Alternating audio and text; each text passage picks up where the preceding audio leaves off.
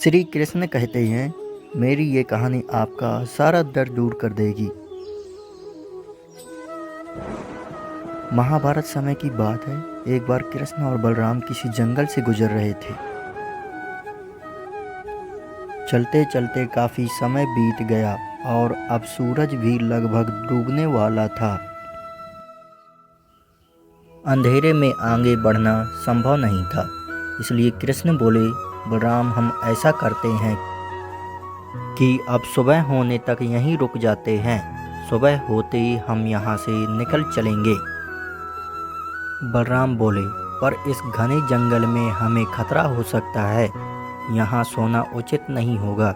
हमें जागकर ही रात बितानी होगी।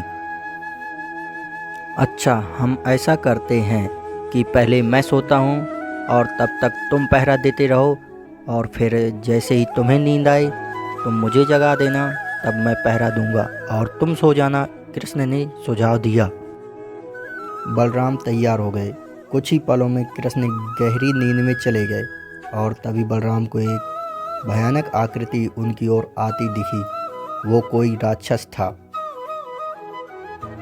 राक्षस उन्हें देखते ही जोर से चीखा और बलराम बुरी तरह से डर गए। इस घटना का एक विचित्र असर हुआ। भय के कारण बलराम का आकार कुछ छोटा हो गया और राक्षस और विशाल हो गया। उसके बाद राक्षस एक बार और चीखा और पुनः बलराम डर कर कांप उठे। अब बलराम और भी सिकुड़ गए और राक्षस पहले से भी बड़ा हो गया।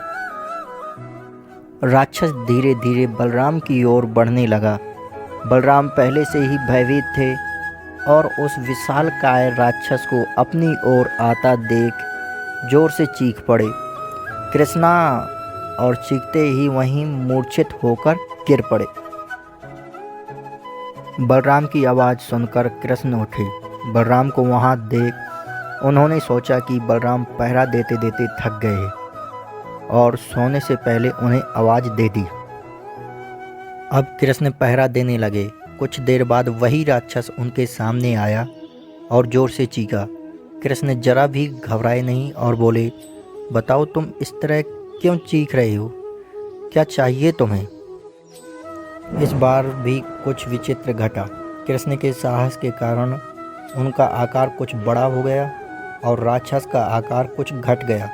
राक्षस को पहली बार कोई ऐसा मिला था जो उससे डर नहीं रहा था। घबराहट में वह पुनः कृष्ण पर जोर से चीखा।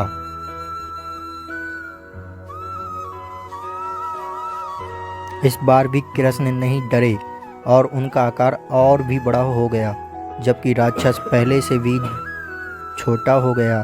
एक आखिरी प्रयास में राक्षस पूरी ताकत से चीखा, पर कृष्ण मुस्कुरा उठे और फिर से बोले। फिर क्या था, राक्षस सिकुड़कर बिल्कुल छोटा हो गया और कृष्ण ने उसे हथेली में लेकर अपनी धोती में बांध लिया और फिर कमर में खोस कर रख लिया। कुछ ही देर में सुबह हो गई। कृष्ण ने बलराम को उठाया और आगे बढ़ने के लिए कहा। वे धीरे धीरे आगे बढ़ने लगे।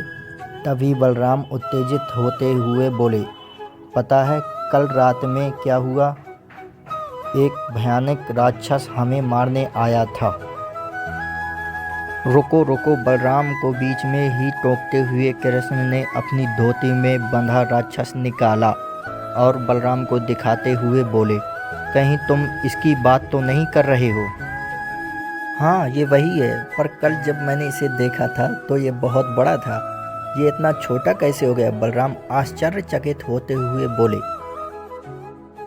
कृष्ण बोले, जब जीवन में तुम किसी ऐसी चीज़ से बचने की कोशिश करते हो जिसका तुम्हें सामना करना चाहिए, तो वो तुमसे बड़ी हो जाती है और तुम पर नियंत्रण करने लगती है। लेकिन जब तुम उस चीज़ का सामना करते हो जिसका सामना तुम्हें करना चाहिए, तो तुम उससे बड़े हो जाते हो और उसे नियंत्रित करने लगते हो।